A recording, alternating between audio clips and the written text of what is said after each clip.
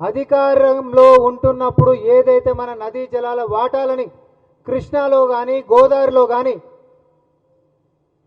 పక్కనోళ్ళకి దోచిపెట్టి తెలంగాణకి ద్రోహం చేసినటువంటి తెలంగాణ ద్రోహులు ఈరోజు అధికారం కోల్పోయినాక కూడా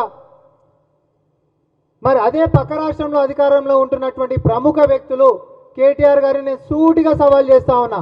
ఇక్కడ బంకచెర్ల విషయం ఇంత సీరియస్గా నడుస్తుంటే అధికారికంగా ప్రజాపాలనలో నాయకులం అందరం కలిసి తెలంగాణ ప్రజల మద్దతుతోటి అధికారికంగా ఒక ఉద్యమం చేస్తుంటే మన వాటాల కోసము బంకచెర్ల నాపాలని చెప్పి ఢిల్లీకి మన నాయకులు తిరుగుతుంటే కేంద్రం మీద ఒత్తిడి చేస్తుంటే నువ్వు పక్క రాష్ట్రంలో నారా లోకేష్ తోటి సీక్రెట్ మంతనాలు దేనికోసం చేస్తున్నావు కేటీఆర్?